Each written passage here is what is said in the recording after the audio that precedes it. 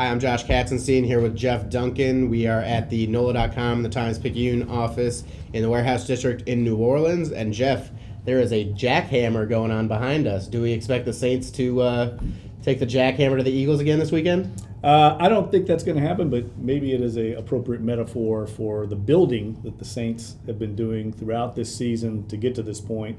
This was their goal all season long. Sean Payton stated that to get home field advantage, and now they're here, and they've got basically 2 games to play to get back to the Super Bowl, only the second Super Bowl appearance it would be in franchise history. And you can kind of sense it's a tangible feeling out at Saints camp. They know what's at stake here. We talked to Sean Payton earlier this morning about that, and he basically said, look, everybody knows in the building what's at stake. He doesn't have to hit him over the head, but let's go into that a little bit, because he did kind of have a little bit of a prop this week. I'm sure you all might have read about it out there, but if you haven't, you can read about it on NOLA.com. Nice little plug, but kind of explain to everybody what happened on Monday. I think it was Monday when the team actually got back together to begin preparations for the game on Sunday.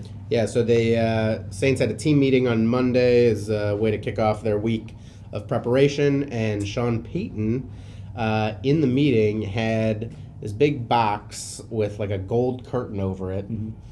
And when he pulled off the curtain, it was a big glass case with cash in it. And then my understanding is there was also a Lombardi trophy, and then they brought in these 3 armed guards who were carrying more cash, and then they put more cash either in the box or like somewhere else in the meeting room. And basically it was the amount of money that the Saints stand to win or close to it. Each player could win just based on the playoff bonuses for each game. It escalates throughout the playoffs. So if you win the divisional game, I think it's like $58,000. If you win the conference championship, I think it's $81,000. And then there might be, I'm not 100% sure on these. I'll have to double check them. But then I do know if you win the Super Bowl, it's $118,000. So whatever the exact numbers are, I apologize for not having them off the top of my head. But, it all adds up to $201,000 is what the Saints stand to win. But obviously, they could also win the Lombardi trophy. And in talking to players on Wednesday about Peyton's grand gesture, a lot of them said, they are more interested in the Lombardi and getting that ring. Yeah, and, if you might have seen some reports out there about it, read Josh's report, because that's the accurate one. Sean Payton did not drop an F-bomb. He did not say if you win 3 games. He was very measured, from what I understand, basically laying out what's at stake this week. Said you to the players, you guys are all playing for each other, you're playing for your legacy, and there's a rare opportunity here. And I think he mainly is trying to emphasize to the younger players on the team that have only experienced success here, the rookies, the second-year players, they don't understand, or perhaps might not understand, that these opportunities don't come along that often. So he was very measured in his tone. It wasn't this grand, motivational moment like MacArthur or something in front of the troops. It was more of a professorial speech, and then they brought in the armed guards who put more money down. That's when the players reacted. So read Josh's report on that, because it's more accurate than what we've seen circulating around on the internet. That's one of the nicest things Jeff has ever said about me personally or professionally, so I'll take the compliments where I can get them. And everybody start firing in their questions right that's now. What I was going to say. We'll take whatever you got. We got basically like an hour, right? Or roughly an hour, whatever you got. Send all of your questions in on the Facebook Live, however you're watching it, on your phone, on your computer, tablet, whatever you're doing. We'll take all your questions. We'll try to get to as many of them as possible. And before anyone tries to ask, an editor in this building already pointed out that this might be a little too much of a Eagles green. I totally disagree. This is teal. This is not Kelly green. So please, no comments about my attire. Wow, I didn't notice that, but you know what? That's right. It's very much looks like the Eagles colors to me. Well, those are like Cowboys or Rams colors that you're wearing. So what are we doing? I'm wearing the company logo here. Representing, man. I'm repping the South, as the Saints said. Repping the South. Actually, that's something that I'm going to write about at some point this week. Jeff, the Saints in their locker room totally redid the photos. They have all these like big, like blown up photos, like encased in the glass and like different pillars. and stuff in the locker room, and they like totally put up new ones from this season. There's one that I'm sure everyone has seen of like Ingram and Kamara like doing one of like these interlocking elbow things. There's one of Cam Jordan and Sheldon Rankins celebrating together, and then right when you walk into the entrance, they have a new one that's it's the team photo, all of them after the Bucks game wearing their Reppin' the South shirts. Yeah, I think they wanted to update that with all the current players. Obviously, they're on the team, a lot of new guys on this team. And look, they had a extra week to do it with that bye week. And I get a sense these guys are itching to get on the field. They've had that long break. A lot of them didn't play very much against Carolina in week 17. So this team's now been kind of sitting on its hands for a couple weeks. And you know that they're eager to get back out on the field. And they got the defending Super Bowl champs coming into the Dome, so it couldn't be a better matchup to be motivated for, I think. Yeah, so we already have some questions, and I see 2 comments about the green shirt. Like I said, teal, I get more compliments than I ever do. This is a popular quarter zip, I must say. But not this week. Well, and you know what? There's many shades of green. There's many shades of blue. If we have any Eagles fans out here on Facebook Live, like Josh, maybe you can send in. If anyone wants to pay me to wear a certain color, I'd take the money, obviously. So Joseph Russo Teese Jr. asks, can the Saints dominate the Eagles again? Well, we started off by saying that Jeff gave his opinion, and I actually initially thought that the Saints would blow out the Eagles again. I mean, they beat them so handily in the first game. Obviously, the Eagles are playing much better right now than they were at that time.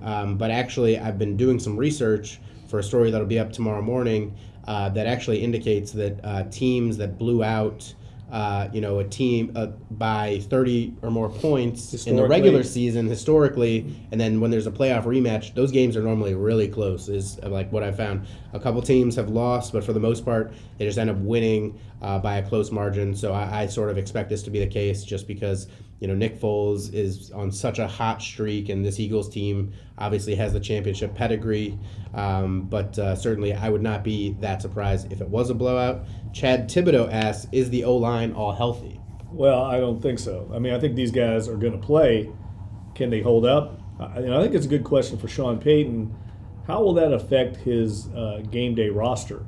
Will he keep more offensive linemen on the game day roster just in case, say, Terron Armstead has another, setback with that pec injury? I think these guys are obviously, they know what's at stake. They got 3 games left. They're going to tough it out, but can they be effective?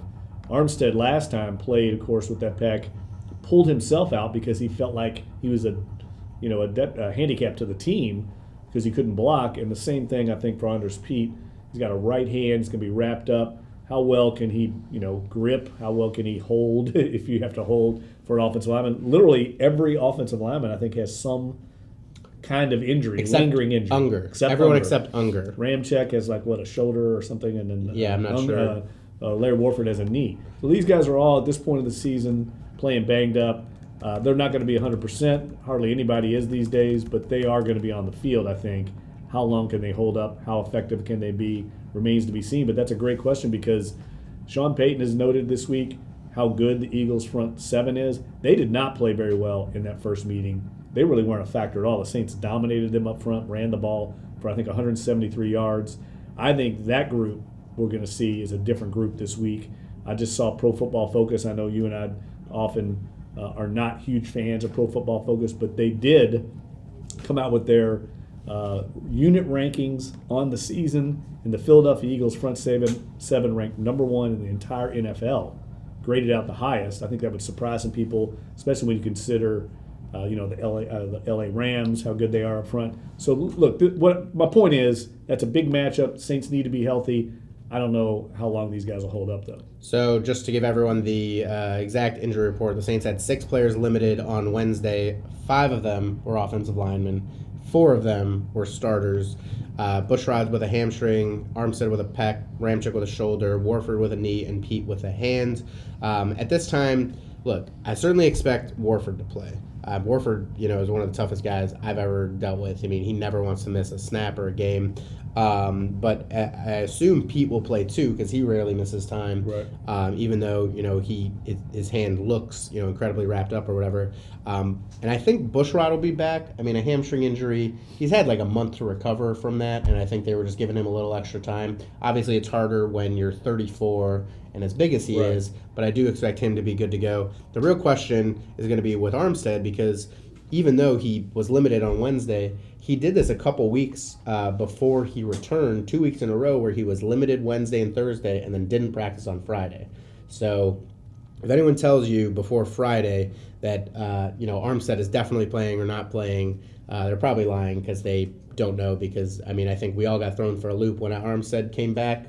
It was he played in the Steelers game, right? Mm-hmm. So 2 weeks before that against the Bucks, he started practicing, and we thought, oh, he's back on the practice field, probably about to return, but that wasn't the case. So we don't know yet, but obviously that will be a huge factor in the game. Shane Sweeney, Armstead looked like his pec injury was bugging him in the last game. What's his status? I guess I should have read that one before Yeah, you should have read that. announced it. We've pretty much covered every offensive line ground. Basically, Armstead, no one knows. Taron Armstead doesn't even know. I think it'll all come down to game day, pregame. But obviously, he needs to be effective to play. He doesn't want to go out there at 75% and cost the team. So I think it's going to be one of those game day decisions. So let's do one that we haven't addressed at all, but we actually were talking about it before the show. Robert Stewart asks, do you think the Eagles will target Eli Apple? 100%. Yeah. There's absolutely no doubt about that.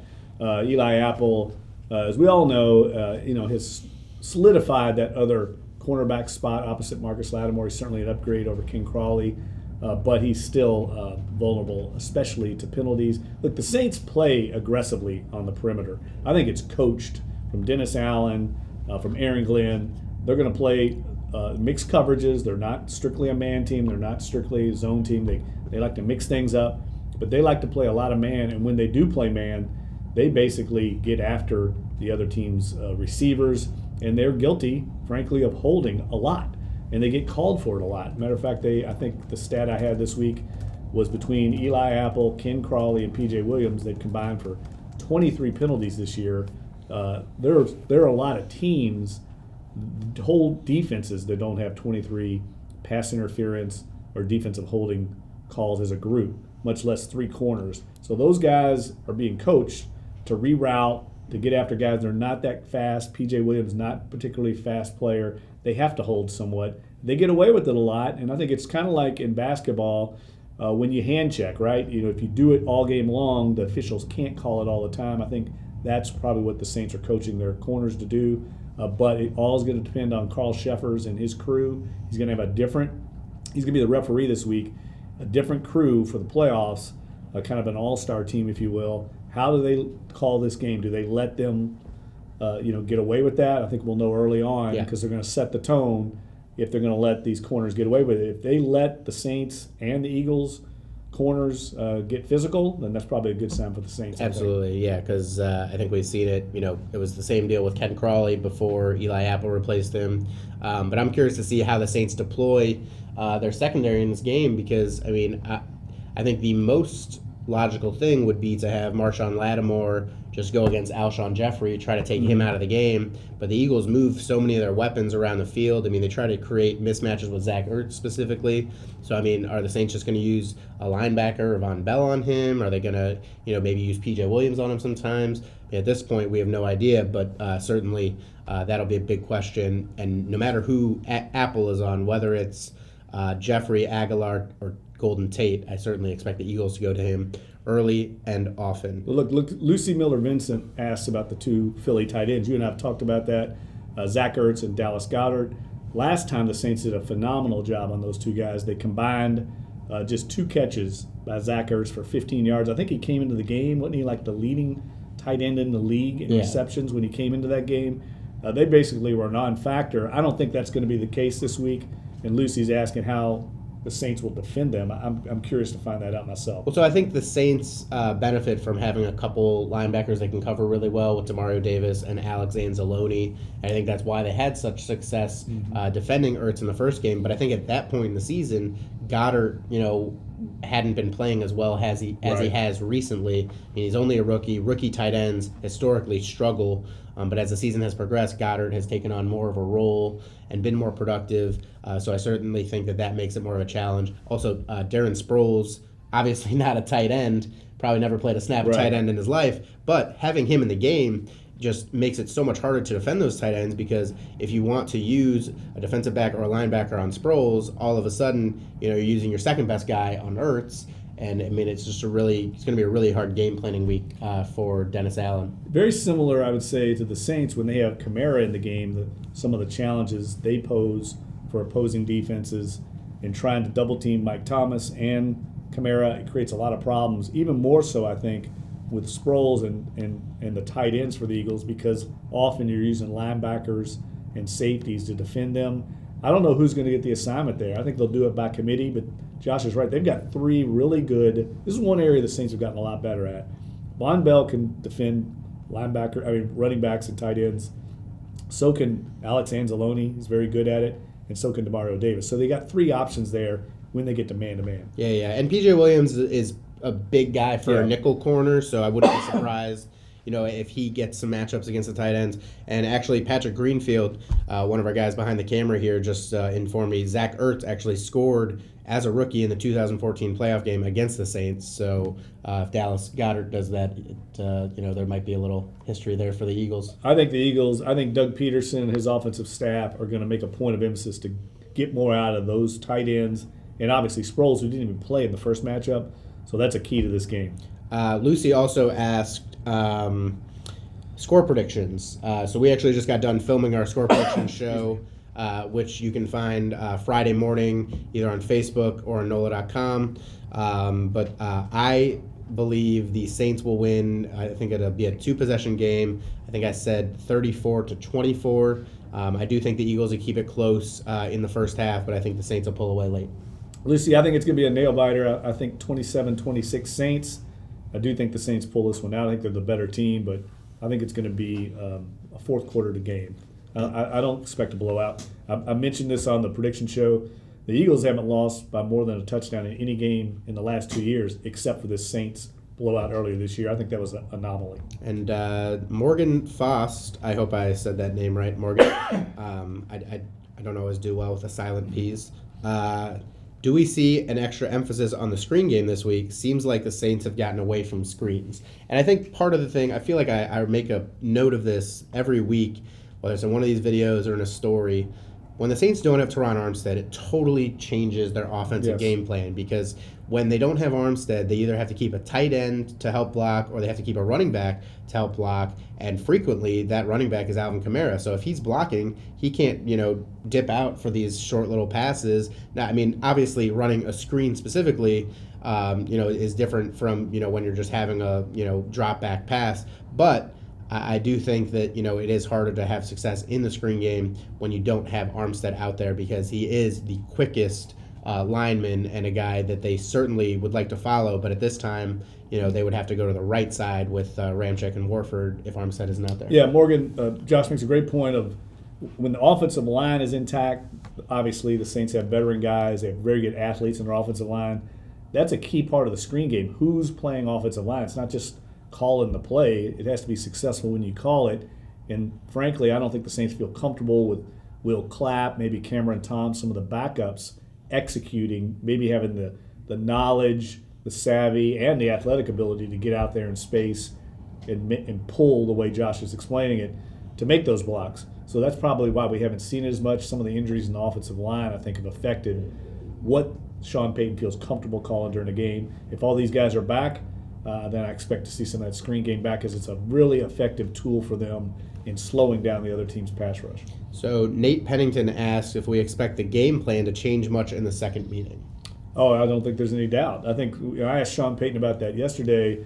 How much do you change both sides? I mean, Doug Peterson, famously in the Super Bowl last year, basically showed everything new to the Patriots because he had such respect for Bill Belichick and his staff. He knew that they would be grinding away on all their game film, would have every tendency down. And so what he did, he took advantage of those 2 weeks off to give them different looks. Tom Herman did the same thing in the Sugar Bowl. He had extra time. They were getting ready to play Kirby Smart in Georgia. Kirby Smart obviously studied under Nick Saban, who is a Bill Belichick protege. He knows how much game film these guys look at.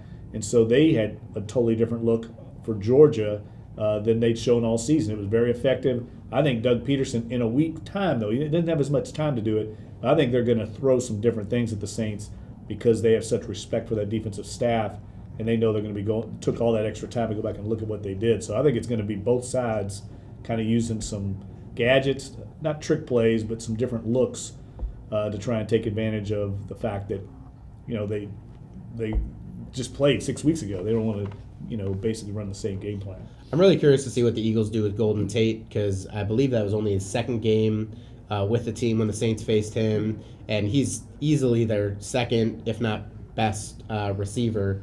It's between him and Jeffrey. And I think Golden Tate's great, don't you? I think Golden Tate's really really a lot of good. respect. I think Sean Payton has a lot of respect for him. I mean, he's torched the Saints in the past, and I wouldn't be surprised if the Eagles just had all these plays ready for Golden Tate, but they couldn't use them right when he got there because it takes a little time. So even though Doug Peterson's only had a week to prepare for this game, there might just be a handful of Golden Tate plays that he's just been waiting to unleash. And I'll say this. I mean, I was reading what Jim Schwartz said this week, the defensive coordinator for the Eagles, and basically he was saying, look, the Saints offense is so complex. You're not going to stop everything. Drew Brees has seen everything. What you got to do is you got to execute real well. You got to tackle well in the open field. He said a lot of times they're just throwing short 4-yard passes, and you got to come up and make the play. And how often do we see that in the Superdome especially? People can't tackle Alvin Kamara and Mike Thomas in open space.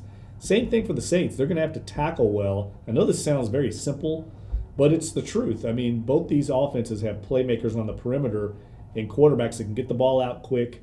They've got a lot of different options to use in that passing attack. And it's going to come down to who tackles in open space. I remember distinctly that last Eagles game. They missed a ton of tackles in that game. And a lot of it had to do with who was in there. They had guys off the street, players that aren't even on the roster right now were playing in that game for them. So I do think that's another reason why we'll see a different Eagles team. I think they're better on the back end, more comfortable on the back end because they've adjusted to all the injuries they had. We've reached the Josh goes off on a random tangent point of the show. Jim Schwartz, could be seeking a little revenge. If you remember, 2011, he was the coach of the Lions, and the Saints whooped the Lions at home 45-28, and obviously that's a poor showing considering Schwartz is a defensive coach. Well, I'm pretty sure I saw a stat that said he's in his 3 games as with the Lions and the Eagles, the Saints have scored over 45 points in all 3 of the games. Not a good look for Right. Jimbo Schwartz. So, yeah, and look, I think if you look at the Eagles, just looking at the scores, for the most part, they're holding teams in the 20s. They're very good in the red zone. If you look at their overall defensive numbers, not particularly outstanding. I think they rank, pretty far down the list. But in the red zone, the goal-to-goal area, they're among the leaders in the league. So, in other words, they're playing bend but don't break, and once they get down there, they feel like situationally they can make the stops and force field goals. And Sean Payton said that this week on the conference call. He feels like situational football, which is third down, red zone, all those areas are going to be critical. Yeah, going to be critical in this game. Who scores touchdowns when they get close? Who has to settle for field goals? Jay Cruz, this isn't even a question, but I want to give him a shout out. He said, I would love for Traquan Smith to break out. Now, we talked about this on the prediction show, which, as I said, will be up Friday morning. Plug. Shameless self-promotion. I have no shame whatsoever. Yeah, that's true. Like I said, if you want to pay me to wear black next time instead of this green that is certainly not Kelly green, I will do it. Just Venmo me. I'll send you my Venmo information. What's your Social Security number, too, while you're at it? The last 4 are not going to tell you. Okay. But he says, he'd love Traquan Smith to break out. Now, do you think Traquan Smith is going to play very much? So Traquan in the first game had 10 catches for 157 yards and a touchdown. Totally took advantage of his one-on-one opportunities because the Eagles were trying desperately to take out Mike Thomas. But now that Ted Ginn is back, do you think Traquan's going to have those opportunities that he had in that previous game? Yeah, well, I think he's going to play for sure, and I think Sean Payton knows he's got to get more out of him. he's kind of disappeared down the stretch. That's what happens with a rookie, right? They hit the wall. We've heard about the legendary rookie wall. I think he's having a little bit of trouble with that. I do think Ted Ginn Jr. is going to get most of those reps. But Ted Ginn Jr. was not playing particularly well before his injury. Obviously, I think he's the kind of guy, though, that appreciates where they're at, right? He understands he's got a chance to win a Super Bowl. I don't think he's won a Super Bowl in his career. He's been there before with Carolina. So he's got a chance in this great career he's had to get him a ring. He wasn't part, obviously, of the 2009 Super Bowl team. So he's going to, I think, play a key role in this game as far as being involved in the offense. Much the same way Tre'Quan Smith had a monster game last time because they were, like you said, double-teaming Thomas and Kamara. So somebody's got to step up, Smith or Ginn. And Thomas still had a pretty big game. And as I said on the prediction show, shameless plug one more time, I think Ted Ginn is actually going to have a really big game. I expect him to catch one, if not two deep balls, just because I think if Tre'Quan Smith could take advantage of those matchups, I certainly think Ted Ginn is a better player right now at this point in both of their careers. Look, Mark Lassiter, along those lines, asked about Crevon LeBlanc, which, by the way, sounds like a nice, I don't know, Cabernet. Yeah, it's like a wine. From the Loire River Valley, maybe. Crevon LeBlanc has actually been playing very well. He was picked up off the street by the Eagles and played in that first matchup, but he's played a lot better. As a matter of fact, Jim Schwartz I saw that. Said this week he thinks he could have been the key pickup for them down the stretch because he solidified their secondary. Now, they've been playing most of the second half of the season without their top two corners, Jalen Mills, of course, the former LSU Tiger, and Ronald Darby, who's their number one corner. They've been out the entire second half of the season. They were out earlier when the Saints played. And then Sidney Jones, one of their top draft picks from a year ago, famously was the guy the Saints went after last time. If you read that Peter King story where he got embedded with the Saints before the last Eagles game, they basically were trying to attack him through the air and through the running game. Sidney Jones is on the fence whether he's going to play in this game, but Rasul Douglas has come back and is playing very well for them at corner. And LeBlanc has played better than you'd expect of a guy with a limited resume the way he is. I think these guys are just playing with more confidence, and we've seen it with the Saints. The secondary, I don't think, is all that talented, especially at corner beyond Lattimore. But the guys are playing with confidence, and confidence is half the battle in this league. And I think that's what Philly's got going for them right now compared to where they were last time. These guys got picked apart by Breeze because they didn't have the confidence of, as what Sean Payton say, demonstrated ability. Yeah. These guys have played well for a few weeks, so they feel better about themselves, a little more confident, and that certainly wasn't the case last time. I have a question, if the Facebook audience will allow me. Have you ever seen anything like this from a quarterback, what Nick Foles has been doing? Like a backup just coming in here and just playing lights out, across, one full postseason and to start another one? Yeah, I think so. I mean, there's guys in history like Frank Wright and stuff like that have played very well. I mean, maybe not to the level that he has. I think the other key in this game, Foles is a good enough athlete, but he's not Carson Wentz, athlete. But we saw him catch a touchdown pass, obviously a Philly special in the Super Bowl. He can get around better than you think. But I think the Saints are going to have to get after him. They're going to have to get pressure, and that's not going to be easy because Philly's offensive line is very good. I mean, we have two of the best offensive lines in football, no question, going at it in this game. Philly, as we mentioned earlier, did not have Travis Kelce earlier in the matchup in November. He's an excellent center. They've got two very good tackles, Lane Johnson, and who's the other tackle I'm blanking right now? Jason Peters. Yeah, Jason Peters. Brooks is a Pro Bowler at guard. This is a big matchup in the game. Can the Saints get pressure? They haven't gotten a lot of pressure the last couple of weeks. They didn't get any at all in that Carolina game to close out the season, where they made Kyle Allen look like Joe Montana.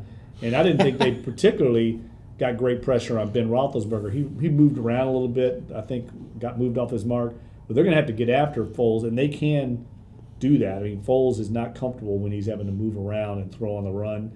So I do think that's a critical area. His numbers on third down are crazy. I think his passer rating is like 133 on third down. He's been off the charts on third down. Again, that's situational football. Can the Saints, affect him on third down? Yeah. Real quick, one question we can dismiss pretty quickly. Brandon Kivy asks, there are rumors going around that Ingram will be traded. Are these true? No, they're not. Ingram is set to become an unrestricted free agent in March. So basically, he could sign with the Saints or sign with another team, but he cannot be traded. Right. Otis Roach, let me get to that one because that's an interesting one. He asked, Philly doesn't blitz a lot. Do I think they'll blitz this time? No, I don't think they will. I think the blueprint has been laid to stop the Saints by Dallas, and that is you only rush 4, you drop everybody else back, you double team Thomas. In certain situations, you double team Kamara, and you hope your front 4 can get enough pressure to move Breeze around, force him off the mark. But if you start blitzing him, he will pick you apart. And I don't think they're not ever going to blitz, but I don't think that's going to be a big recipe for them. I think that's asking to get lit up because Breeze is just too smart pre-snap. He recognizes everything, gets the ball out quick, and he finds the mismatch. And I don't think the Phillies' back end is good enough to hold up.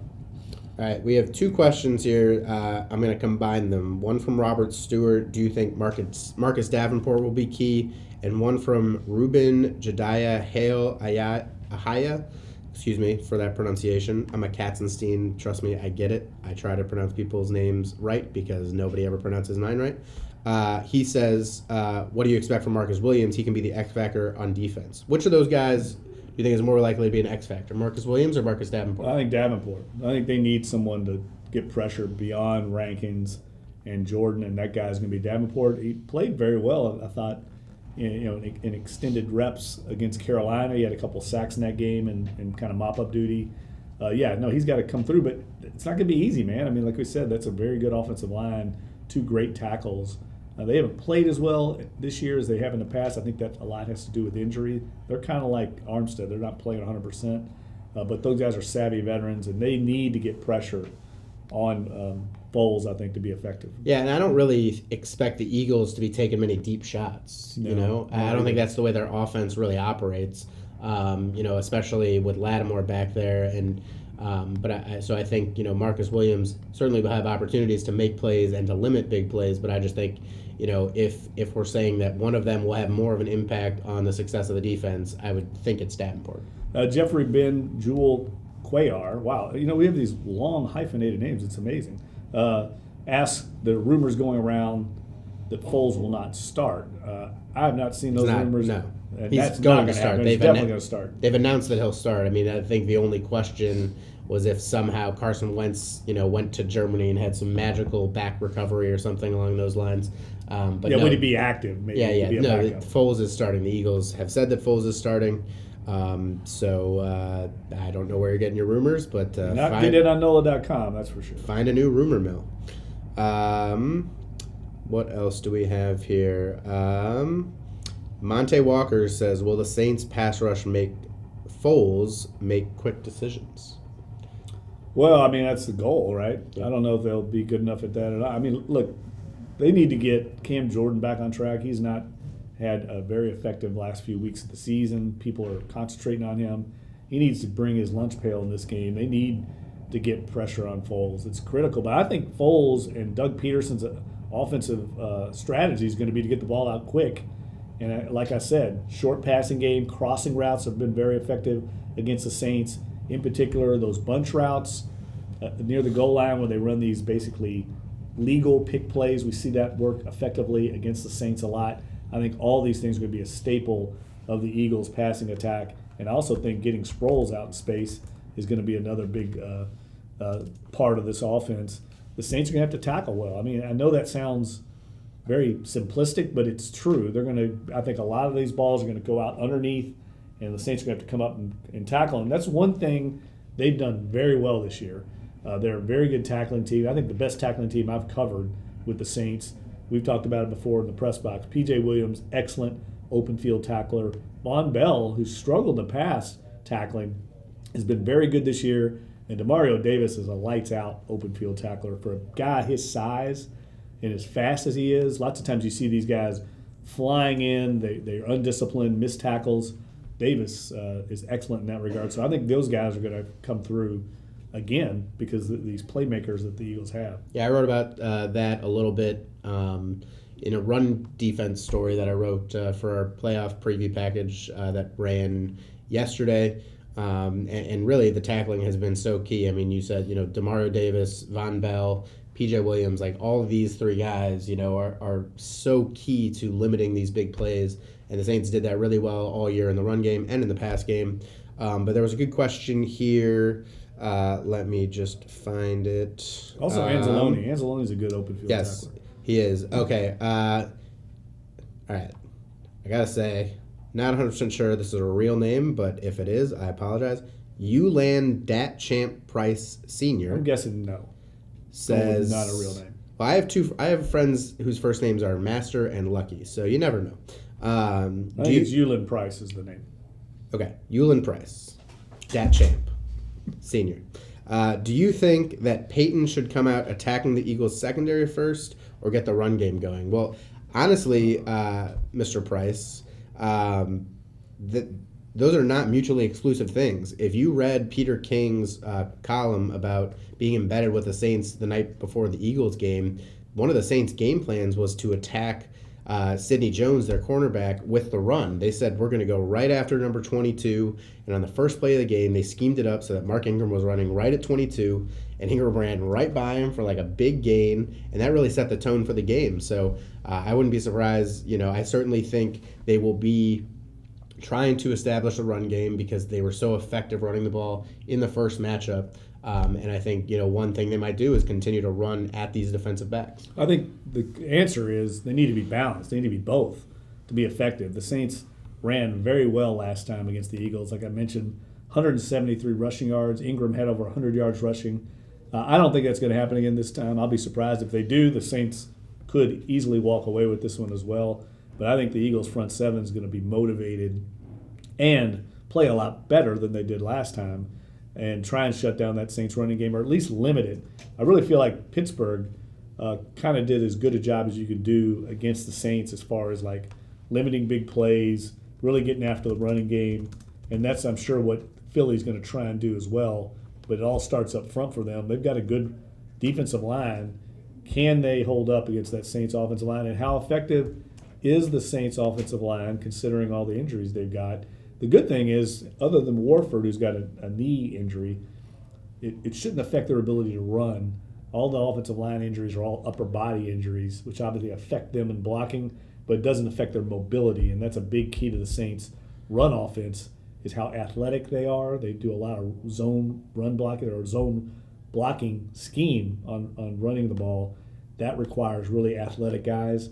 So I guess what I'm rambling about here is they've got to be able to move effectively, and that shouldn't be a problem with the injuries they have. Okay, we're going to wrap it up real quick. Just there was one other question. Someone said that Brandon Kivy says the national media constantly sleeps on the Saints, and Matthew Stanford says that most of the national media is picking the Eagles in this game, and that's simply not true. I'm looking at ESPN picks right now, and across the board, 9 out of 9 pick the Saints to win this game. So I know a lot of fans like to conjure up this, disrespect or whatever, but that's just not the case. Most people expect the Saints to win this game. Vegas expects the Saints to win this game by a significant margin. So we'll see, if the Eagles can pull out the big upset like they did against the Bears, but we're both picking the Saints, and I think most of the people watching are picking the Saints. Vegas is picking the Saints. Yeah, and Vegas always seems to know. But we appreciate everyone joining us. We will be here next Thursday, assuming the Saints win. And you can check out our prediction show on Facebook or NOLA.com on Friday morning, and read all of our coverage at NOLA.com/Saints.